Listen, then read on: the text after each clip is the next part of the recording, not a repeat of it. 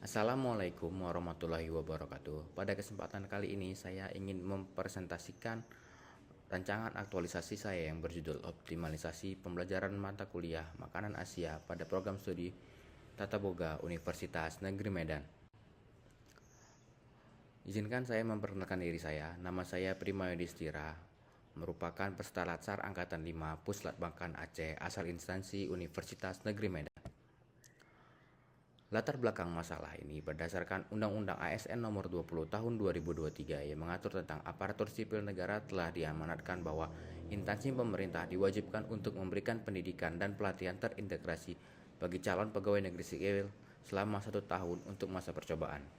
Kemudian berdasarkan Perlan Nomor 10 Tahun 2021, pelaksanaan pelatihan dasar CPNS bertujuan untuk membentuk karakter CPNS yang profesional sesuai dengan tugas yang diemban. Untuk latar belakang masalah ini terdapat pada pelaksanaan praktik mata kuliah Makanan Asia yang belum berjalan secara optimal, di mana terdapat permasalahan belum adanya materi yang membahas teknik penyajian makanan. Ini berdampak pada kurang menariknya tampilan penyajian makanan yang disajikan oleh beberapa mahasiswa. Dan jika tidak terselesaikan dengan baik, akan berdampak pada penurunan kualitas hasil praktik mahasiswa. Setelah dilakukan rancangan aktualisasi ini, diharapkan dengan adanya video konten teknik penyajian makanan Asia, maka akan menjadi referensi bagi mahasiswa untuk memperbaiki tampilan makanan yang akan mereka sajikan dengan menambah estetika dan menjadi daya tarik, sehingga permasalahan ini dapat segera teratasi. Tujuan dari rancangan aktualisasi ini adalah untuk mengimplementasikan nilai-nilai berakhlak pada diri ASN, antara lain berorientasi pelayanan, akuntabel, kompeten, harmonis, loyal, adaptif, dan kolaboratif. Dan tujuan khususnya untuk mengoptimalisasi pembelajaran mata kuliah Makanan Asia sebagai isu utama yang terjadi.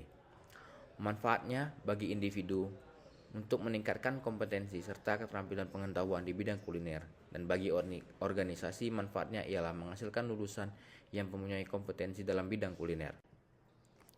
Untuk ruang lingkup pelaksanaan aktualisasi ini berada di program studi Tata Boga Universitas Teknik Universitas Negeri Medan yang dimulai pada 8 Oktober 2024 sampai dengan 17 November 2024. Baiklah, kita masuk ke sejarah singkat instansi.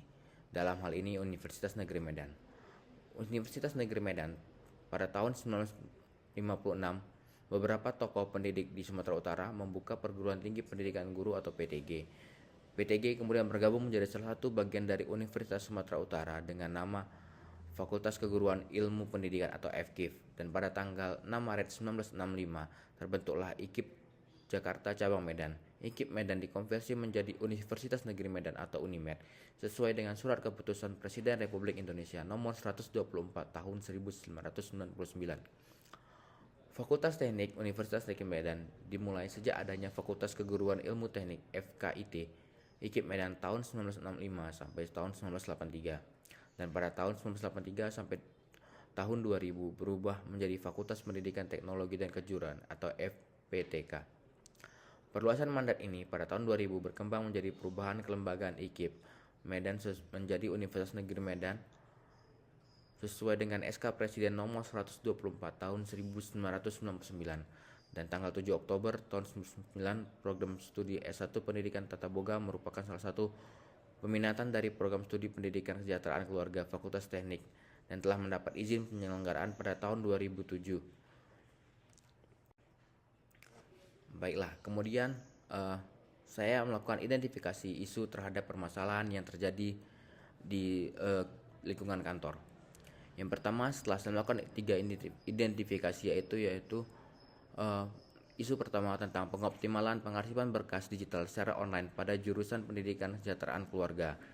Penyebab isu ini tentang bagaimana sulitnya mencari berkas yang belum terdigitalisasi, dan dampak isu ini menjadi tidak efisien dari segi waktu dan ketika membutuhkan file tertentu. Isu kedua tentang optimalisasi pembelajaran mata kuliah Makanan Asia pada program studi Tata Boga Universitas Negeri Medan. Penyebab isu ini kurang menariknya tampilan penyajian makanan pada saat mahasiswa melakukan presentasi, dan dampak isu ini menurunnya kualitas tampilan makanan praktik mahasiswa. Yang ketiga, belum optimalnya pengajaran dosen non-vokasi pada mata kuliah dekorasi kue. Penyebab isu ini kurangnya keterampilan praktik dosen non-vokasi pada saat mendampingi mata kuliah dekorasi kue. Dan dampak isu ini menjadi kurang efektifnya kemampuan dosen non-vokasi dalam mengisi mata kuliah dekorasi kue. Setelah kita menemukan 3 isu tersebut, maka saya akan melakukan analisis USG terhadap 3 isu tersebut untuk menentukan isu mana yang menjadi prioritas untuk dijadikan isu utama. Setelah dilakukan analisis USG, maka isu yang menjadi prioritas adalah isu optimalisasi pembelajaran mata kuliah makanan Asia pada program studi Tata Boga Universitas Negeri Medan. Setelah menentukan isu prioritas, selanjutnya melakukan analisa fishbone terhadap isu tersebut. Melalui analisa fishbone, didapatlah 4M yang akan dibedah, yaitu pertama dari segi suppliers, kurangnya bahan ajar belum diperbaharui. Yang dari segi sistem, kurangnya referensi teknik penyajian. Dari surroundings, kurangnya pemahaman teknik penyajian. Dan dari skill, kurangnya sosialisasi teknik penyajian. Setelah melakukan analisa fishbone, saya masuk ke gagasan kreatif. Gagasan kreatif yang akan saya lakukan yang pertama yaitu memperbarui bahan ajar. Yang kedua, membuat video konten teknik penyajian makanan. Yang ketiga, melakukan praktik penyajian makanan. Yang keempat, melakukan sosialisasi. Yang dan terakhir, melakukan evaluasi. Baiklah, untuk selanjutnya masuk ke rancangan aktualisasi. Berikut rancangan aktualisasi yang akan saya lakukan. Yang pertama yaitu kegiatan memperbarui bahan ajar. Tahapan kegiatannya adalah melakukan konsultasi dengan mentor. Kemudian membuat draft pembaruan materi teknik penyajian makanan pada modul dan RPS. Yang ketiga, finalisasi pembaruan modul dan RPS. Output dari hasil kegiatan berupa lembar persetujuan mentor dan notulensi. Kemudian draft pembaharuan materi teknik penyajian makanan pada modul dan RPS. Dan selanjutnya hasil pembaruan modul dan RPS. Untuk kegiatan kedua yaitu membuat video konten teknik penyajian makanan. Tahapan kegiatannya yaitu mengumpulkan materi dan pembuatan naskah, kemudian proses pengambilan video konten, dan lanjutnya proses pengeditan video konten. Output hasil dari kegiatan yaitu berupa draft literatur dan file dokumen pendukung, kemudian hasil rekaman video konten, dan terakhir hasil editing video konten. Dan pada tahapan kegiatan ketiga yaitu melakukan praktik penyajian makanan. Tahapan kegiatannya yaitu mengundang dosen yang berkompeten untuk berkolaborasi, kemudian mempersiapkan bahan demo, kemudian melakukan demo praktik penyajian makanan. Outputnya yaitu dokumentasi undangan, kemudian dokumentasi bahan demo, dan dokumentasi praktik. Untuk kegiatan ketiga yaitu melakukan sosialisasi. Tahapan kegiatannya yaitu mengundang mahasiswa, melakukan presentasi, dan melakukan sesi tanya jawab.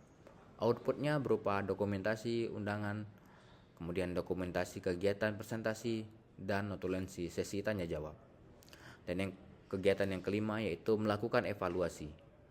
Tahapannya yaitu melakukan penyusunan instrumen evaluasi, kemudian membuat laporan evaluasi, kemudian membuat testimoni menggunakan Google Form.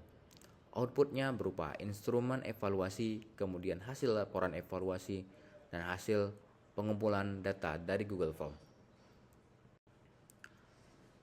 Dan berikut slide matriks rancangan jadwal aktualisasi yang akan saya lakukan. Terlihat pada tiap kegiatan dilakukan selama 1 minggu. Terdapat 5 minggu selama saya melakukan aktualisasi. Sekian presentasi core isu kegiatan aktualisasi saya. Terima kasih sudah menonton. Sampai berjumpa kembali.